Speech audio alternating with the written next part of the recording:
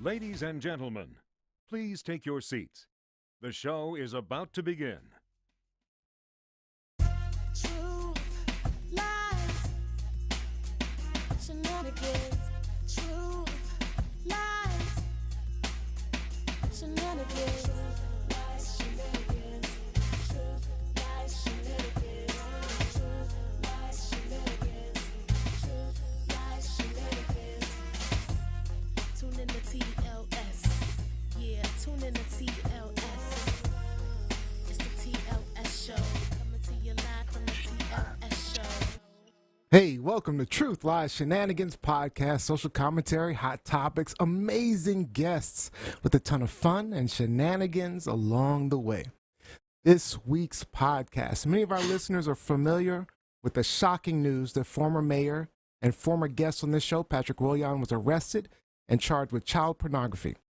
His sudden resignation left a completely unexpected void in the city of College Park, Maryland. Well, today's spotlight is on someone looking to help fill that void, an exceptional individual who has dedicated his life to serving the community and making a positive impact. Councilmember Fazlul Kabir will be joining us. Plus, we're going to talk about Trump raking in millions immediately after being indicted. Then we're wondering why we become so numb to these school shootings and wondering if anything will ever be done. And then a fantastic story about a 106-year-old cover girl. You can watch us live on YouTube, TikTok, Facebook, Twitch TV, and we'll be checking your comments on YouTube and Facebook at TLSLiveShow or TLSShow.com. So those are definitely the best places to watch if you want to be a part of that conversation. As always, I got to start things off introducing you to my amazing co-hosts. First up, we have our nature lover, gamer, rock star coming to you from Ontario, Canada, Robbie Rock. What's up, everyone? So great to be back. I have to say it was a bit of a challenging week. So yesterday on April Fool's Day, Mother Nature blanketed us with about a foot of drifting snow.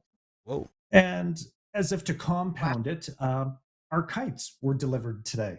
I love it. Your what? Kites? Our kites, yes, we decided to buy some kites that we can fly this spring and summer. But Nice. we got a foot and change of snow, and then we get our kites delivered today. Come on, man. That's funny. But earlier Give in and the week, take. I did have a visit with my dentist just for a regular checkup. Nothing's hurting or anything.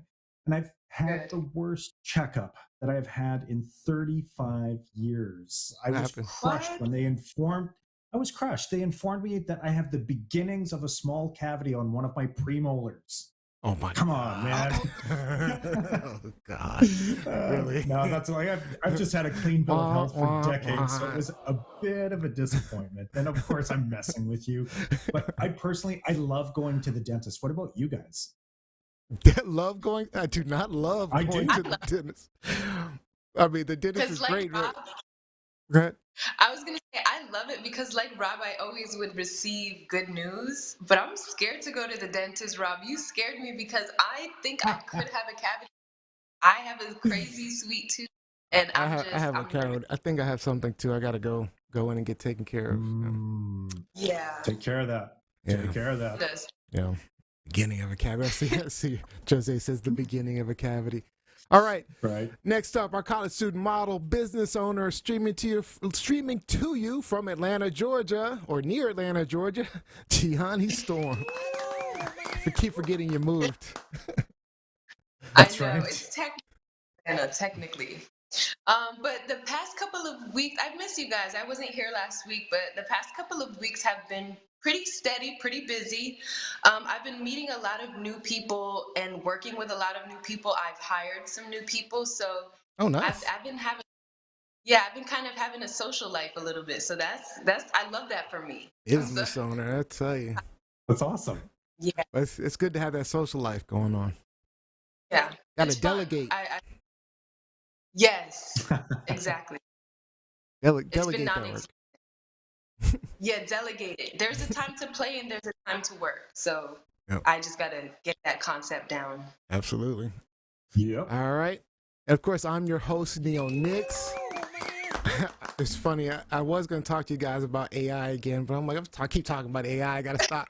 So I am just going to, and we have so much to get into anyway. So I just want to wish the world happy National Peanut Butter and Jelly Day. Ooh, I'm actually doing paleo right now. So I'm really not supposed to eat bread or actually peanuts because bread's made with grain and peanuts are actually legumes. They're not actually nuts. So, but I think I'm going to head over to like Mom's. We have a Mom's Organic near us. And as soon as we finish the recording, I'm going to grab me some paleo bread and some almond butter and give me some jelly. Give me some fruit. Yeah. Have you guys heard of Polaner all fruit? Ew, no. So it's like, it's jelly, but it's only made from fruit. So there's no sugar. It's just fruit. Oh, nice. Yeah, it's like all the sweetness comes from fruit. So That's delicious. yummy. Yeah, it's actually Yeah, really good. So that'd be good. yeah, so totally paleo. So I'm getting me a almond butter and jelly sandwich right after the show. Delicious. Nice. All right, so let's get into the show. As I mentioned at the top of the show, many of our listeners are familiar with former Mayor Patrick Wojahn. He was a frequent guest on this podcast. And he was arrested a few weeks ago. And this past week, a grand jury actually added some additional charges. So he now has a total of 80 counts of child pornography. Ooh. His arrest and resignation left a void in my home city of College Park in a lot of ways. And today, the spotlight is on someone looking to fill that void and help start that healing. He's an exceptional individual. I've known him for a while. He's dedicated his life to serving the community and making a positive impact. He's now seeking to be Mayor, Councilmember Fazlul Kabir.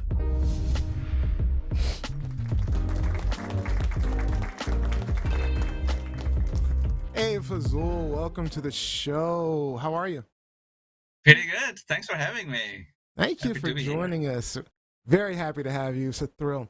So let me introduce you to Fazlul. He's a Bangladeshi American community leader, activist, and advocate for environmentalism, sustainability, and social justice. He has deep roots in College Park, Maryland, and has spent years working tirelessly to build a more equitable, inclusive, and prosperous city for all the residents. He's been an active member of the College Park City Council since 2011 and has earned a reputation as a champion of forward-thinking causes and a tireless advocate for the underrepresented. He also helps run and manage a local community garden, which I love. Now he's taking his passion and experience to the next level as he runs for mayor. Fazlul's vision for the city is bold, ambitious, and it centers around creating a sustainable and prosperous community that's built on a foundation of inclusivity and equity. So please join me in giving a warm welcome to Fazlul Kabir. Thanks so much. All right. So I'm going to start off. First question I have for you is a question we ask all of our first-time guests.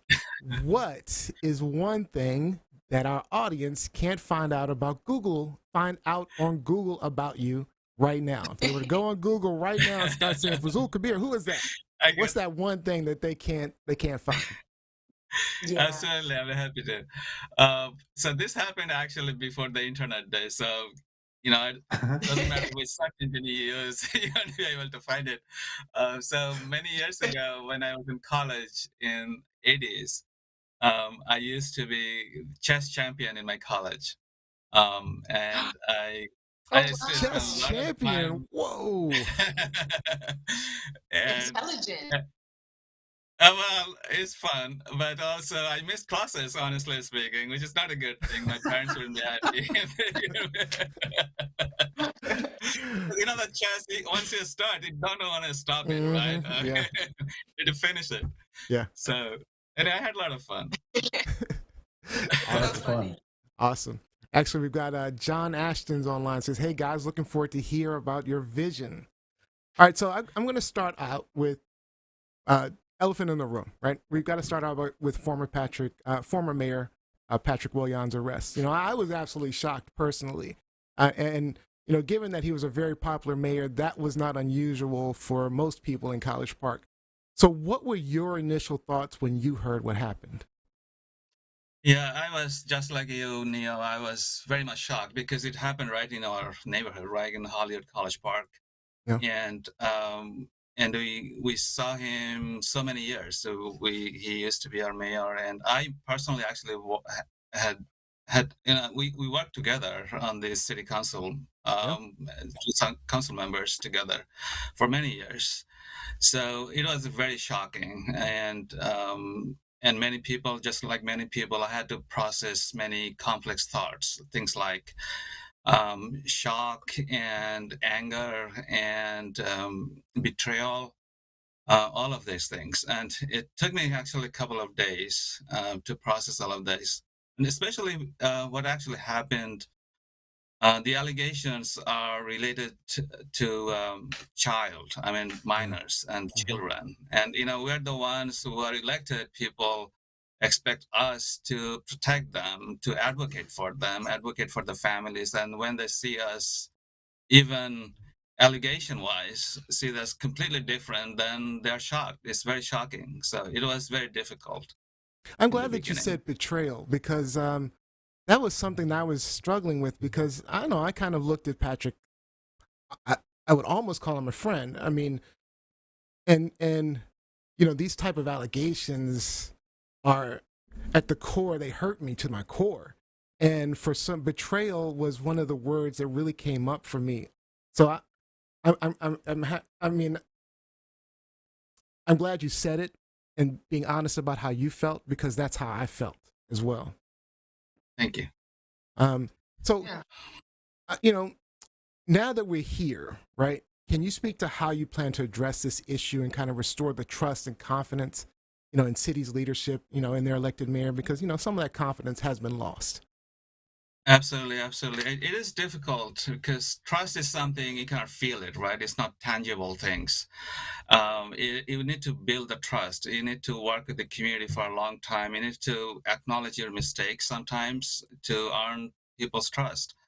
And the trust between an elected official and the community members, constituents, is no different from other kind of trust, like the trust between spouses, trust between a parent and a child, trust between a school teacher and a student.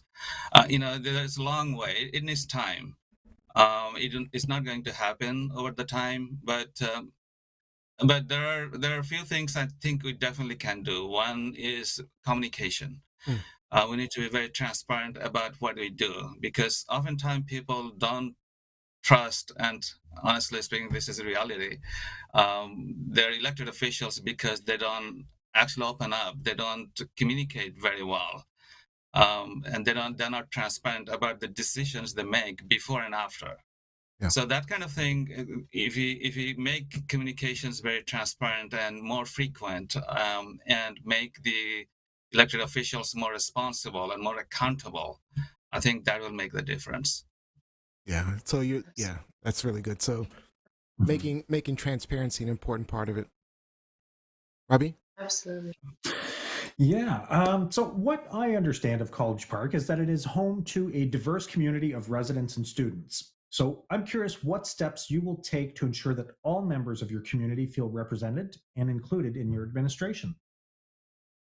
Absolutely, absolutely. So we have a very large student population, and I don't know, Rob. I have a background. I actually taught at the University of Maryland for 8 years, I so didn't I know know. that. I've been, Wow. I've been in the campus many times. So even though I live and sleep in the residential neighborhood, I spend many many hours in the classrooms. Oh, I So had I no saw idea the actually. talents in there. Yeah, it's in my bio, probably hidden somewhere. Uh, I've seen the talent and the potential the university has, the students have, and oftentimes, like just like any other college town, there are tensions between long-time residents and the university students community, and I can actually see that here in College Park as well. But I think we can work as a partner, right? We can work together and make both parties contributing to each other's benefits. In the past, I actually worked with the University of Maryland students to do many fun activities. Things like we did, Neil, you probably know, we did so many cleanup events in the community cleanup, Absolutely. and many of our University of Maryland students came forward. Yep.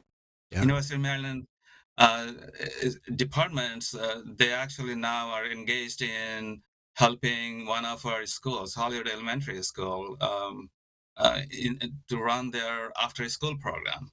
And also one of the University of Maryland students group, architecture, Department of Architecture's group, they actually designed one of our parks.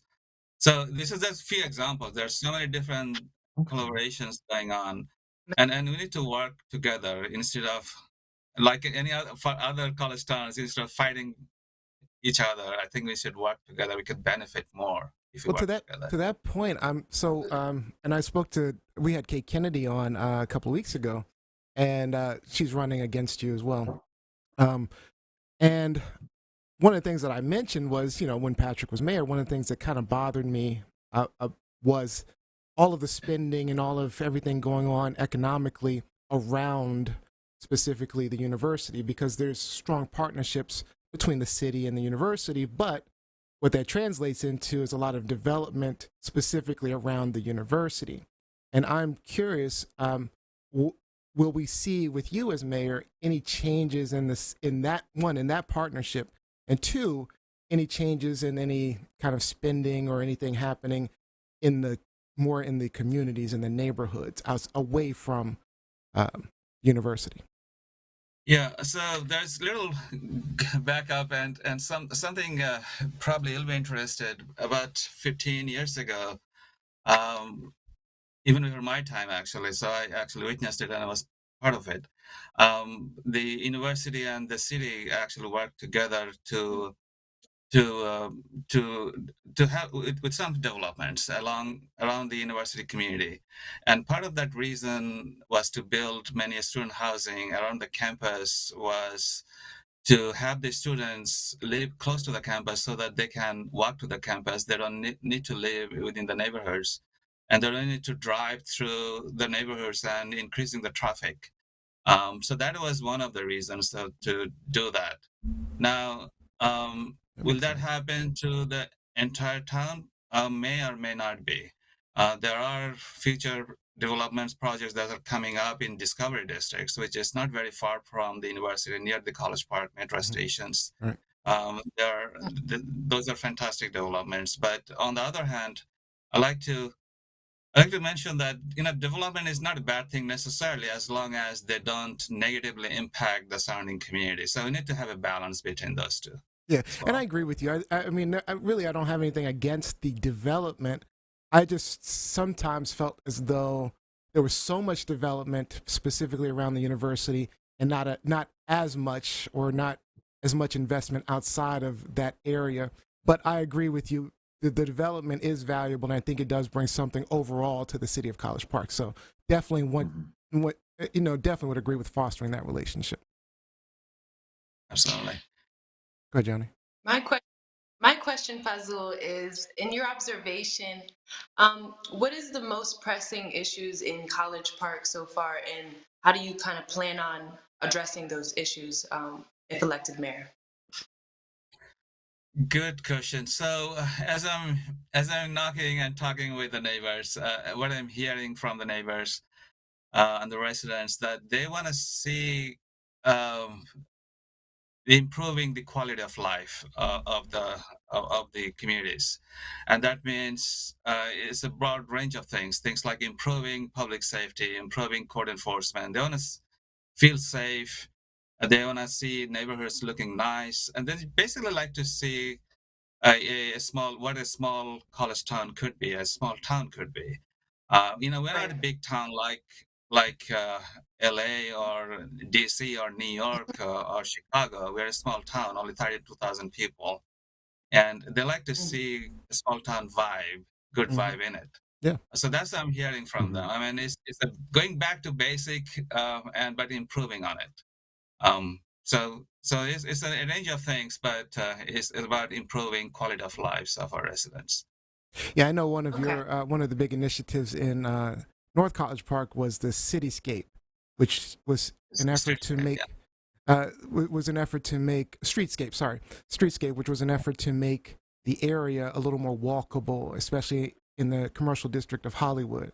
So I know you were a big advocate of that. So I appreciate you bringing that to the area. I'm curious about some more national issues and how you feel about those. And, we're actually going to talk about a couple of these topics later.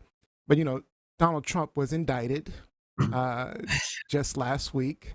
He's supposed to be arrested this upcoming week. What are your thoughts on him, first of all? And, were you excited or happy that he was arrested? Or is it just one of those things where you're like, another day in the world of Donald Trump? Right. Interesting questions. So one of the things that I have been, based on what I have seen in my 12 years of city council life, we don't get into national politics too much. We are very hyper local people. That doesn't mean that we don't follow them. We do encourage people to discuss this kind of thing, and I have seen people from both sides. They are very much engaged. As we are campaigning right now, our campaigns are very nonpartisan.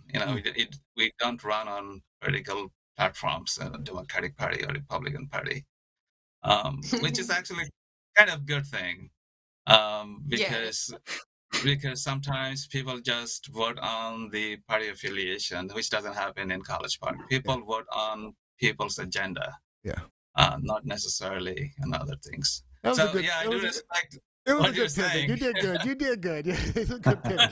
So I'm not going to push it. So let me just ask this though, because we're always big on local politics in some ways being more important than national politics, simply because you kind of you're working with your neighborhood, you're improving your neighborhood, your area, your city, your state, and then everything kind of flows up. So ground roots is kind of good. So we're really big on that. But we have another topic that we're going to talk about, and I'd like to get your thoughts on the school shooting in Nashville. Yeah, that's awful. And school shootings in general, because we have a local elementary school here in Hollywood. Yeah, we have Hollywood Elementary School, 400 students. I was there actually just 3 weeks ago in front of 400. No, sorry, about 80 students in a gymnasium. I was asked to talk about an essay they're asked to write. So I was asked to help them. How can they actually write that essay? And I can think of someone coming into the gym and randomly shooting those kids. I mean, that would be terrible. Yeah, they're very innocent people, very innocent faces, young people, and they are the futures.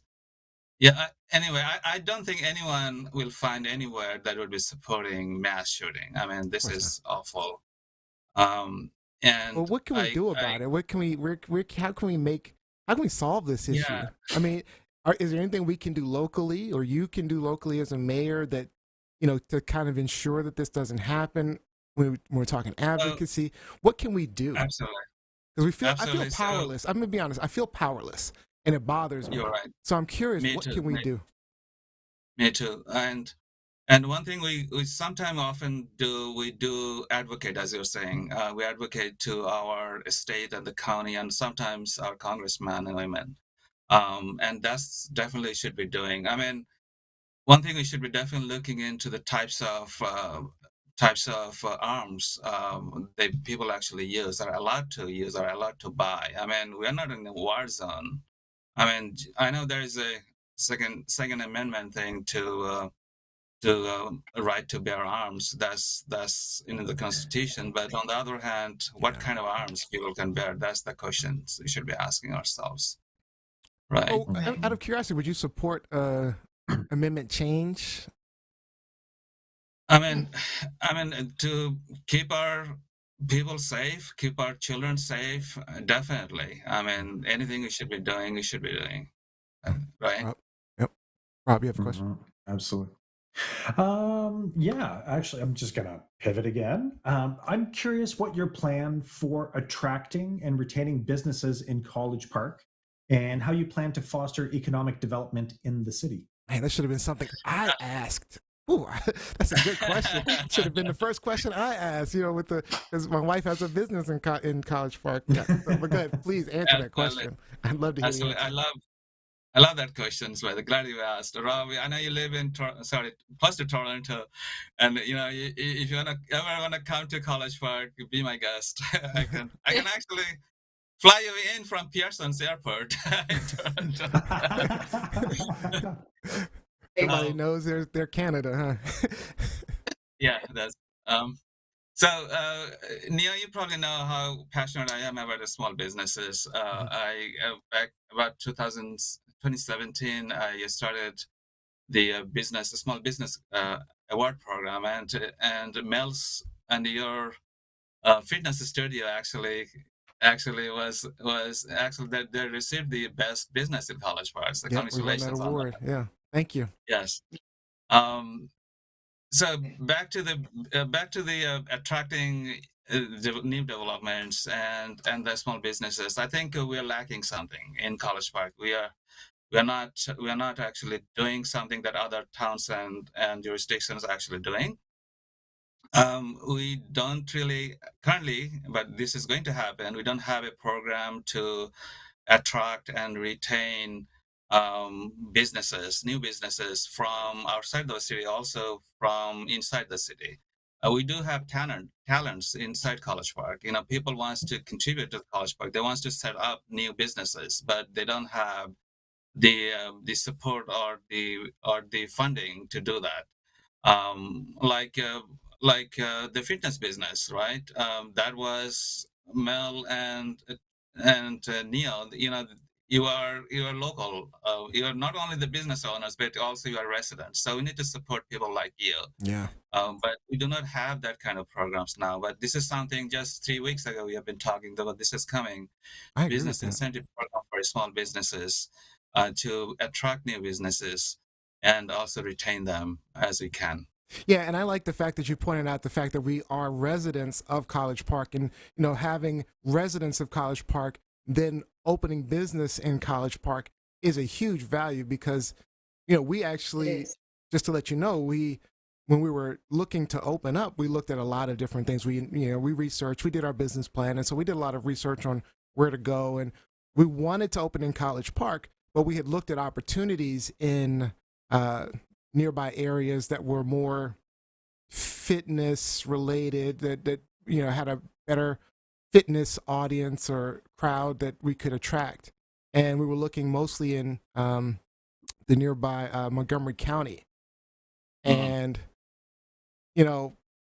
that doesn't help College Park, and it doesn't really help our neighborhoods. So Melissa made a conscious decision to say, let's stay here in College Park. And we did receive a lot of support from the city council, and it was really valuable to us. So it was, and then even through the pandemic, there were grants that were provided by the city to help keep the business going, and they were invaluable. If if we did not have those grants from the city, we would have had to close down, honestly. Thank you. It's good to know. Yeah.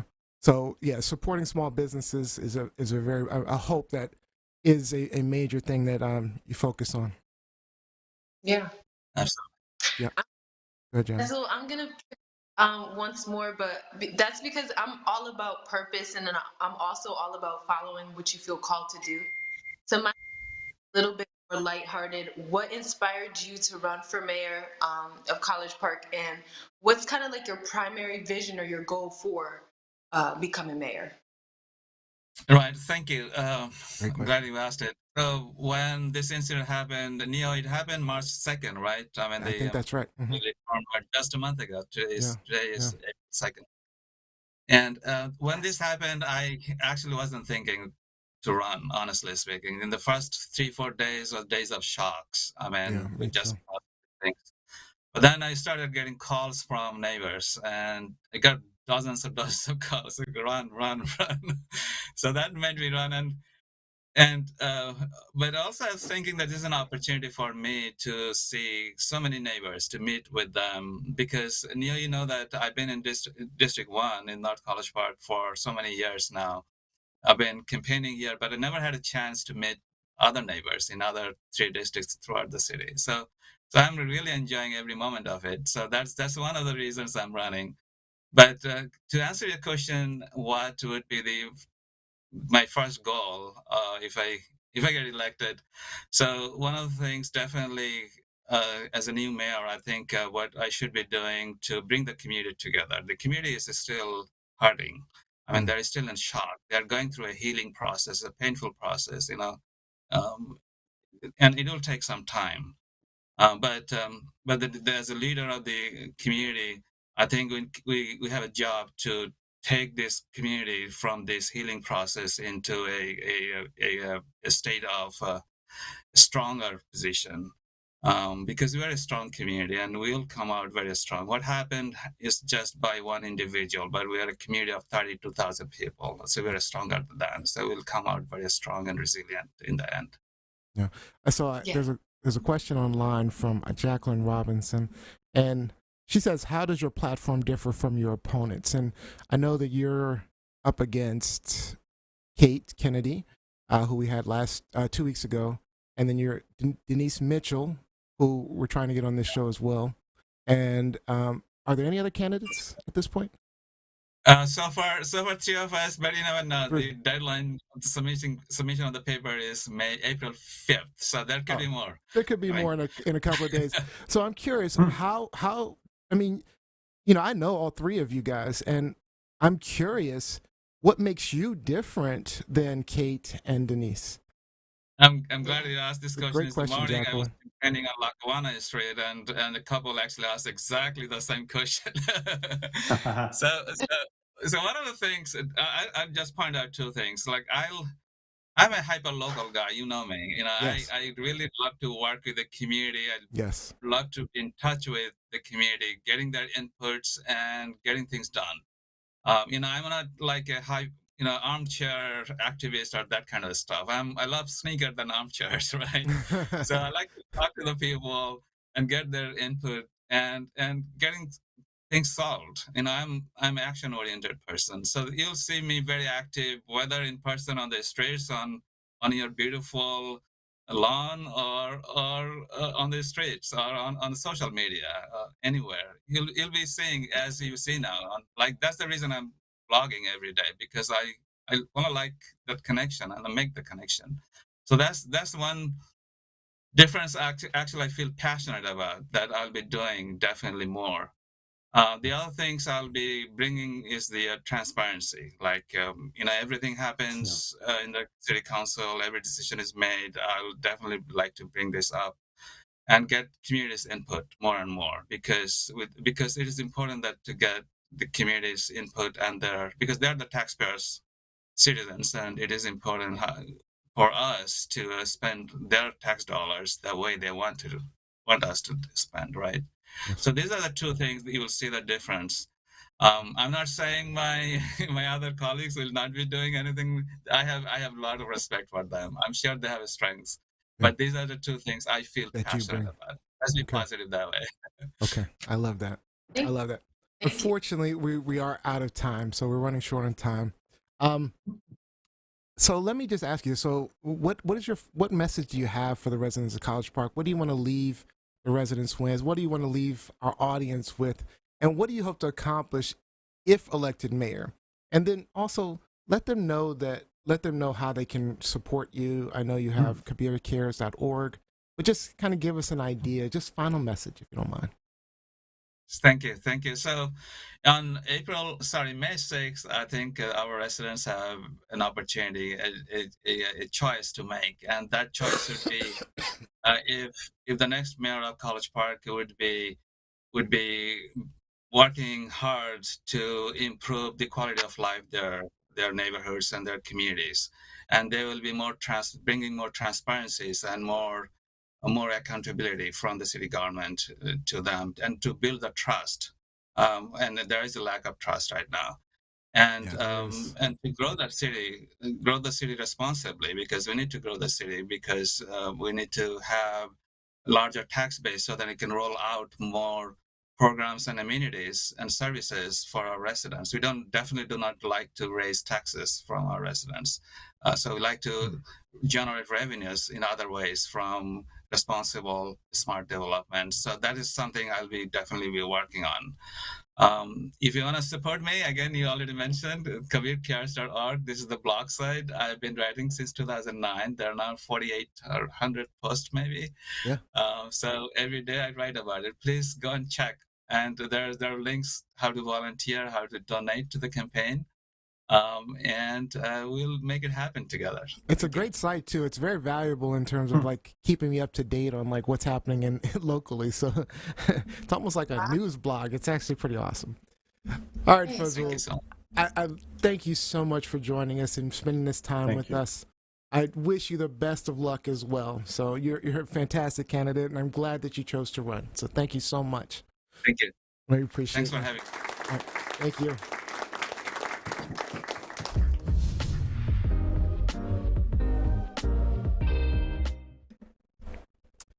Nice. Yeah. Very great. Great energy. Great energy. Yeah. Oh yeah. Yeah. Mm-hmm. Yeah, Fazlul's great. I mean, as I said earlier, as I said to him, I mean, it's a struggle for me to kind of choose, because I you know, like Kate Kennedy's fantastic, Fazlul's fantastic. They have great platforms. Really tough as a resident. See, and as a voter, that's a great position to be in, because You're typically you absolutely find right. yourself going, am I going to vote for bozo number 1, bozo number 2? That's a great What? point. That's a great point. Yeah, we Oh, we actually It's a have some good position to pretty be good, in, Neo. pretty good options, which is actually a really good thing. All right, You're let's get lucky. into yeah, it's rare. It's very rare. All right, let's get into some of these hot topics. Let's go. Truth, lies, shenanigans. All right, Gianni, another senseless shooting. When is it going to stop, Gianni? Hopefully soon. So recently, if you guys have not heard, there was on March 27th a mass school shooting that took place at a private elementary school called the Covenant School in Nashville, Tennessee. So the shooter, who's identified as Audrey Hale, he bought 7 firearms, but he did only use 3 during the attack. It took police about 14 minutes from the moment that they received a call that there was an active shooter for them to actually go in and kill the shooter with 4. It took them 14 minutes for them to shoot the shooter on site. So the mass shooting is just one of 130 shootings that's happened in just this year alone in the U.S. And it also, lawmakers were once again basically summing up that the mass school shooting that just took place still isn't likely to change minds or change any laws in regard to gun reform. So, sorry, I had to get that out. That was a lot. So how do you guys think school and mass shootings in the United States impact our psychological well-being and even people's reaction and their emotional reaction to these type of tragedies? Robbie? This is a tragedy that should trigger outrage in your social fabric. It's deplorable and sad that school shootings in the US have become a common occurrence. You have Tennessee lawmakers that are working to ban books, drag shows, remove CRT from schools, introduce vague language in their definition of marriage that allows officials to refuse to marry certain people. They systematically loosen gun restrictions in the state. And when I heard Tim Burchett's comments about this, Tennessee Republican representative, 3 precious little kids have lost their lives, and I believe 3 adults. I believe, and the shooter, of course, lost their life too. So it's a horrible, horrible situation, and we're not going to fix it. I have news for you, Tim. It's your job to fix it. You have an obligation to provide a safe society for all your constituents, and the solution isn't more guns. It isn't to loosen gun restrictions with laws that allow open carry without a permit and the ability to carry guns in public parks, restaurants, college campuses. Your Second Amendment gun rights put people at risk, and more guns in the hands of the people leads to more gun violence. Americans have become blasé to this type of tragedy, and the rest of the world just can't believe that this is ongoing. Yeah, It is. I'm frustrated with the sense of numbness that we're kind of feeling about it, where it's literally every week we hear another shooting, another mass shooting, and every other week it's a mass shooting at a school. You know, and I think we as a society have just become so numb that nothing's ever going to get done. I was talking when we're talking to Fazlul, I feel powerless. You know, what can I do? There's nothing I can do. What can I do? I can talk to Fazlul and he becomes mayor, and then what? What happens? You know, I go talk to my representative, and then they go on they go on the Senate floor, and then they debate about it, and then what? Nothing. I can tell my president has no power because the Senate can't figure anything out. Senate and the Congress can't figure anything out. And then, you know, when we talk about this numbness that you're talking about, I mean, this sense of like, you know, it's just, we're just gotten used to it.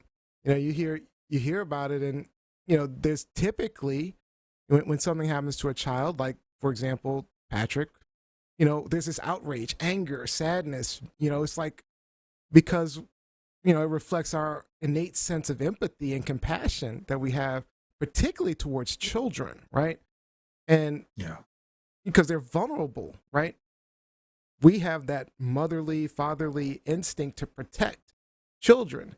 And what I'm seeing now is that's like disappearing. It's dissipating. You know, have you ever seen those movies where they have like a child on a farm has like a pet pig or chicken, and then the farmer dad, makes them watch as he slaughters it for food? You know, Oh, I mean, yeah. this happens in real life. I mean, but there's movies, there's shows about it where you just have the kid is sitting there, and it's like this pet. You know, they even name the chicken, and then they've got it, and then they cut the chicken's head off in front of the kid. You know, and the kid Yeah. is shocked or sad, Yep. or, you know. But over time, with repeated exposure, the child becomes desensitized to the experience, and it just becomes part of normal farm life to them. You know, and that's in a way, I think, what's happening to some of us. You know, it's in the news every single week, and I think some of us are just looking at it like, okay, this is just normal now, and we gotta fight that urge to become desensitized. We can't let this become normalized. These are children. I mean, even like lions It's and too late, tigers. though. Lions and tigers will take violence care has of like been a normalized. babies. You know, like if they see an injured like meal that's a baby, they even try to protect them sometimes. We've seen them. I mean, all I'm saying is Sometimes. we got to protect children. Yeah. Go ahead. What were you saying, Rob? Yeah, you were saying something, Rob? No, I'm just saying it is normalized in the U.S., Neil, because Yeah. it's clear. It's clear that it's normalized. If you look at just the sheer number of mass shootings, like Johnny was saying, you know, 130 for the year already, 647 last year, I think it was. So you're trending to match 2022. But Yeah. and that's it. It's the frequency of it. And I appreciate what you're saying about children, Neil, but these are just victims that are caught up in somebody's destructive path. You know, I think of Yeah. even like that country concert in Vegas a couple of years ago, where, you know, 100 and some people got shot when someone, I think it was Mandalay Bay, where he just opened up. I'm like, I'm sorry, you're going to see a concert, you're going to have a good time with your friends, have a couple of drinks. You're not expecting to have to huddle in fear of your life and the person next to you.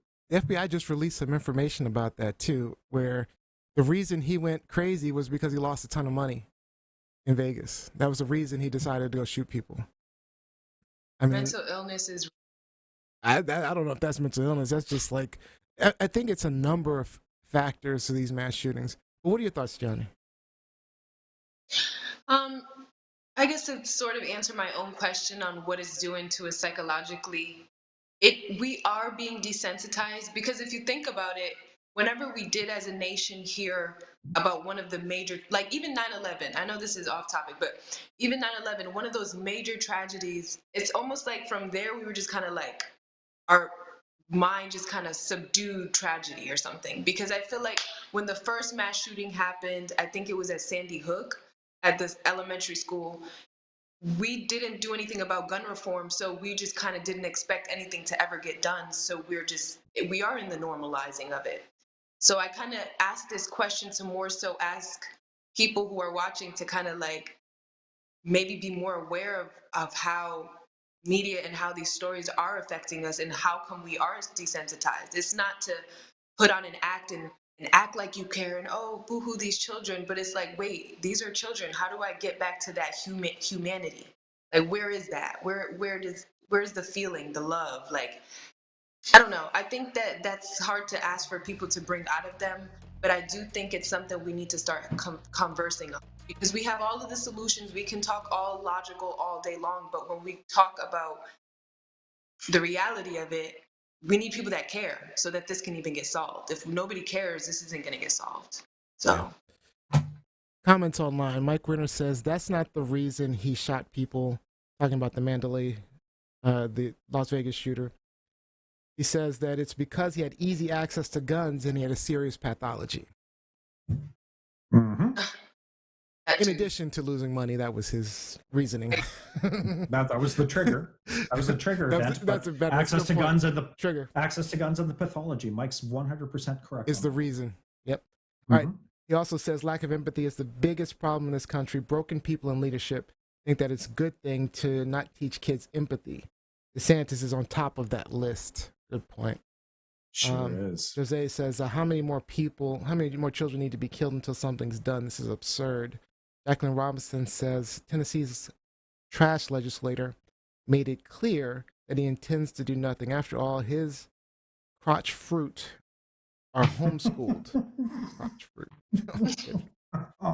We need training and licensing to do someone's hairs, nails, and drive a car, but several states have made it easier for people to obtain weapons.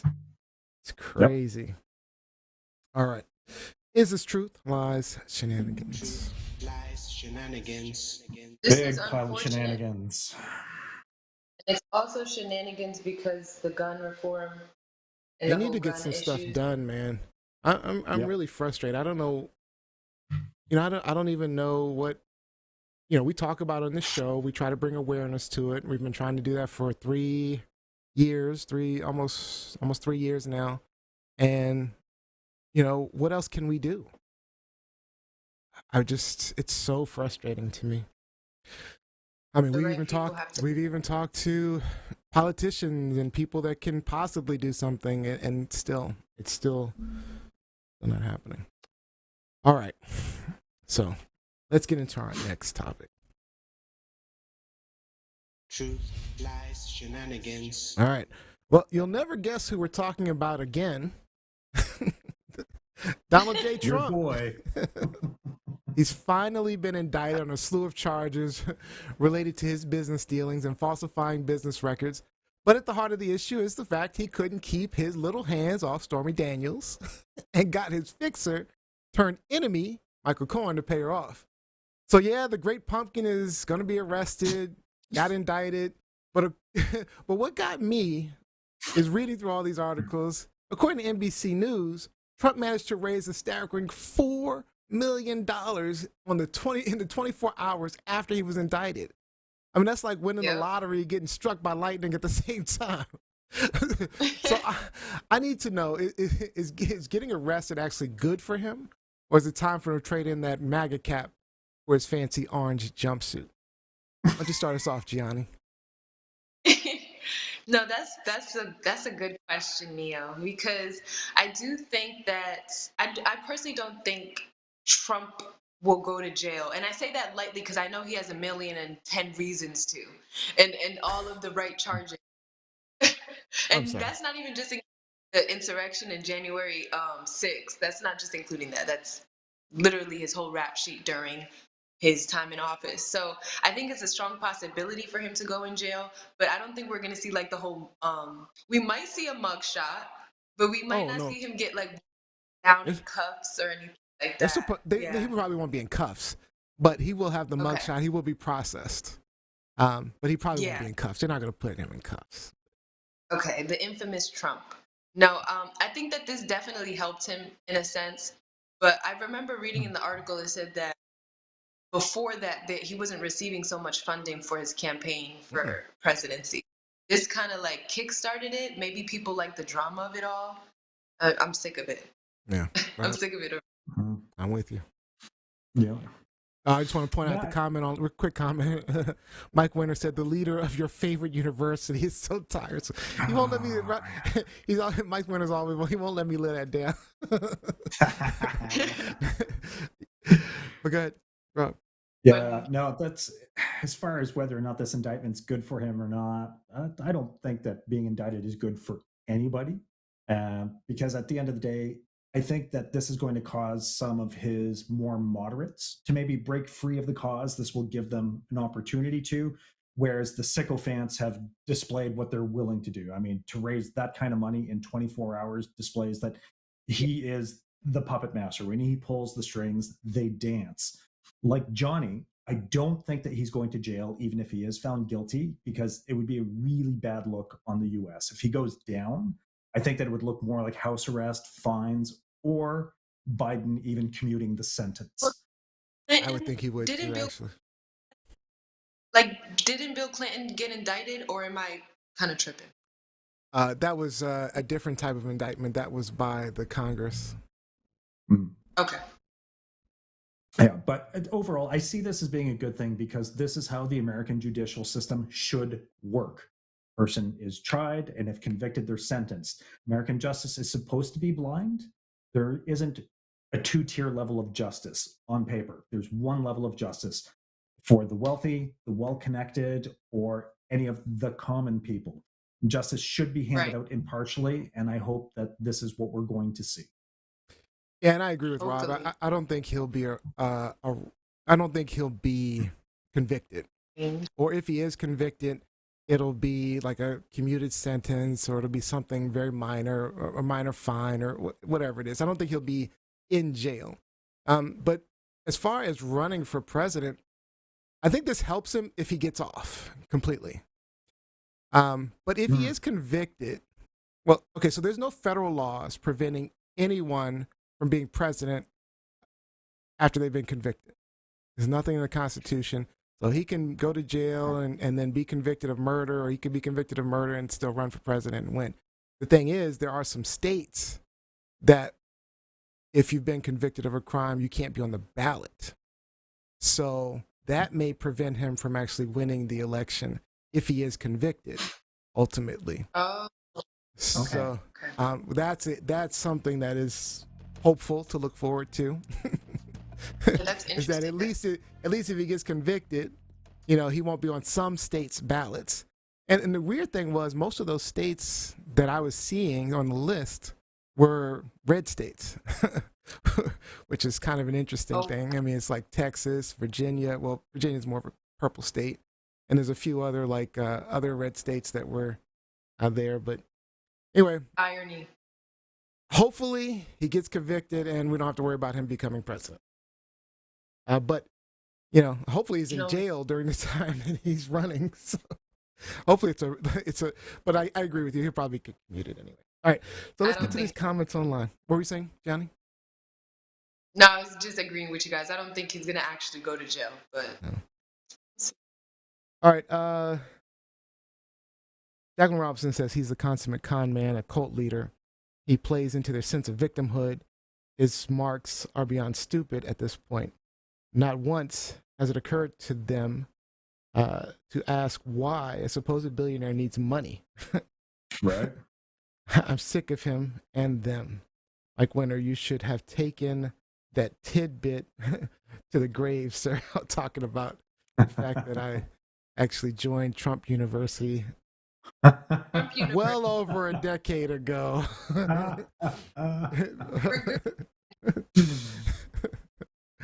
All right, Jacqueline Robinson's last comment is, the way the Law and Order bunch is reacting, one would think it's an outrage to have a criminal actually charged with a crime. That's crazy. Right. Is this truth, lies, or shenanigans? Lies, shenanigans. This is some crazy shenanigans. Shenanigans, lies, shit. It's all of it. It's all politics, of them. Here you baby. go. This all of these right here. Truth, lies, and shenanigans. Because The trifecta. The trifecta. yeah, some of those are a little more common than they should be. All right, let's get to the next one.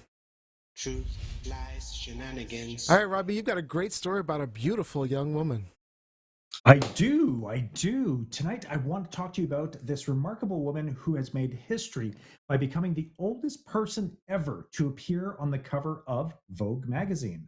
So, Apo Wang Od is a 160-year-old tattoo artist from the Philippines, and she's the star of cover of the Vogue Philippines April issue, making a significant moment in fashion history. Based in the mountain village of Buscalan, she is the country's oldest traditional Kalinga tattooist, and her unique artistry and cultural heritage have gained international attention. And now her appearance on the cover of Vogue is a testament to the beauty of age and experience. So my question is, in a society that often equates beauty with youth, what message do you think Vogue is sending by featuring this woman on its cover? And how do you think it will impact our perceptions of aging and beauty? Oh, well, I think she's beautiful, actually. I mean, looking at her, I think she's actually a beautiful woman. It's actually a really amazing photo. It's a really good photo, but, I need to find out her secrets because I need to figure out what she's doing.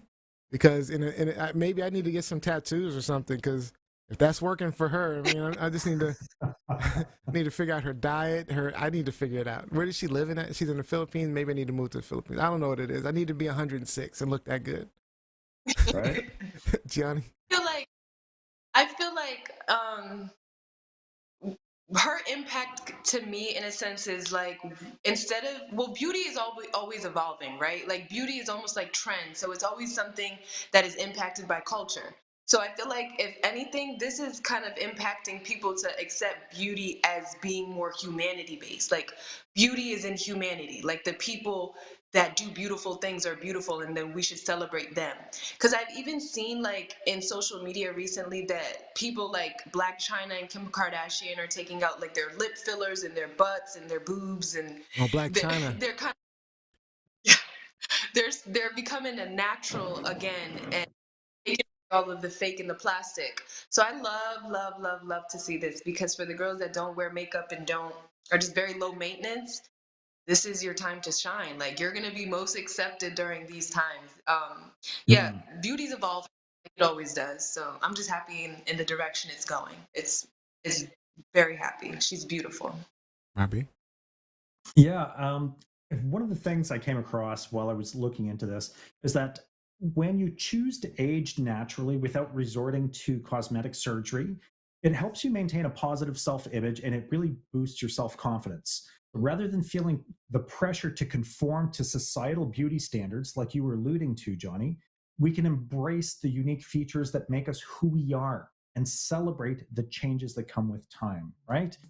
This leads to greater self-acceptance and a deeper sense of self-worth. So if we embrace our natural aging process, it will allow us to be more authentic and open with others, and it'll lead to deeper and more meaningful connections. Yeah, I love that. It's true. Yeah. And like I say, I mean, I think this is a gorgeous image. Absolutely gorgeous. Absolutely. So, what I'm And the looking at. tattoo, see the actual image. She has, like, her sleeves are done. It's a traditional marking, like, it's a traditional tattoo, but and not everybody can get it either. So I just thought that was so special. Yeah. Comments online. Kevin Thaxton, I want the de-aging rune tattoo she has. I need that too, boy. Whatever she's got, I need it. Jose says, I want her tattoo too. Jacqueline Robinson, she's allowed herself to age naturally, and that's beautiful. Jose, absolutely. I think this woman is absolutely stunning. All right. Yes. Is this truth? Truth Lies Shenanigans. Well, this is obvious. That's some truth. Give me that. Truth. Whatever that is, give it to me. We'll have to send Nesby out in the field. Yeah, you're right. Nesby, our social media manager, she's in the Philippines. Oh, yeah. in this game.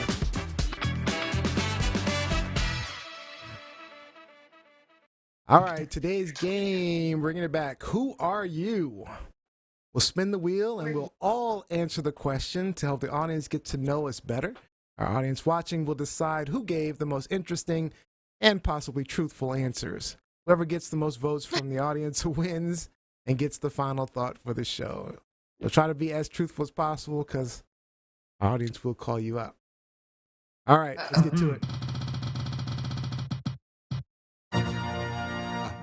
Fantasy or nonfiction? It's easy. For who? All of us. For who? Oh, for all of Nonfiction. us.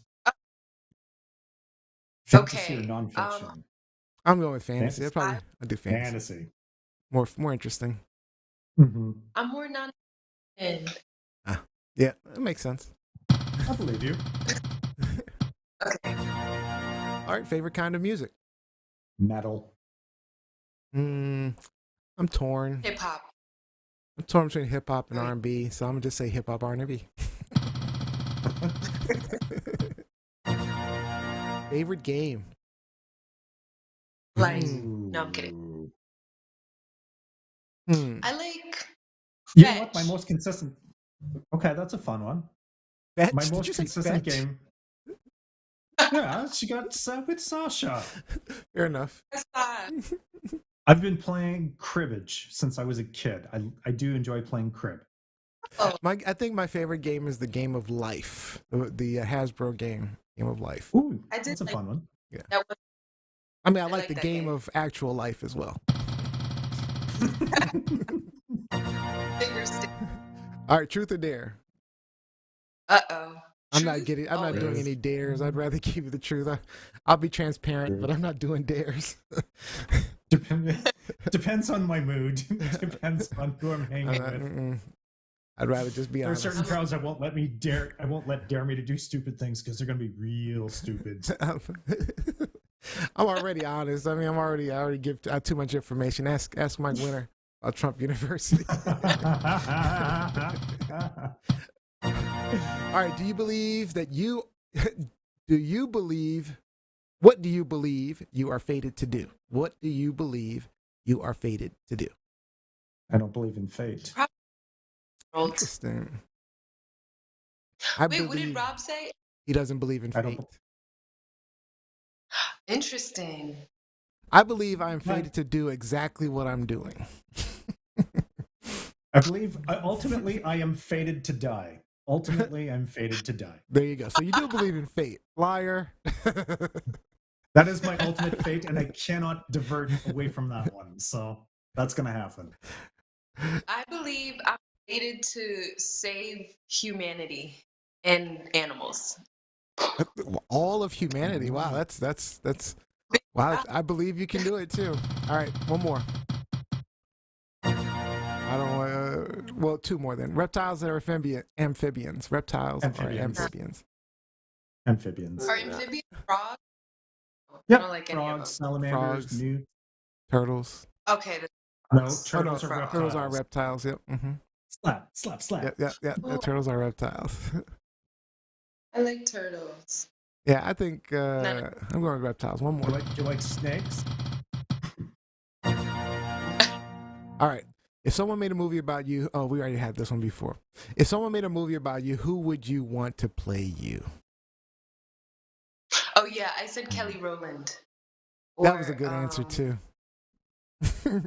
Yeah. Or Michelle Obama. I don't know why. I don't know. Don't ask me why. Just feel like, yeah, her. You know, Keanu. I'll get Keanu to play me. I'd want me to play me, actually. Get some. Neo. I want me to play me.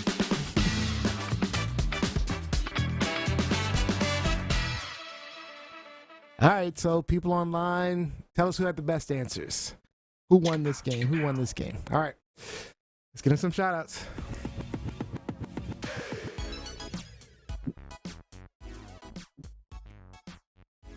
All right, Gianni, go ahead.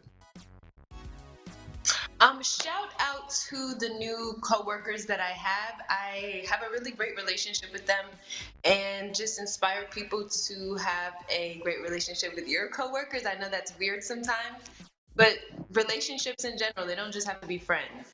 You can still be cordial. So shout out to my new coworker. Awesome. Nice. Like that. Robbie? Shout out to the Boston Bruins yet again. This afternoon, they set a new club record of 60 wins in a season with 5 games remaining. So this ties them for third place overall for the most wins in a season in the NHL. First place being 96 at the 96 Detroit Red Wings with an impressive 62 wins in one season. So looking good, man. Looking good. So how are the Capitals doing? Caps lost this afternoon to the Rangers 5-2. Not too sure. Yeah, I think they're still trying to make the playoffs. Not too sure. Oh. Go Caps. All right. All right. My shout outs to my beautiful wife, Mel. Love you and thank you for just being you. Appreciate you. All right. And that is officially all the time we have for today's show.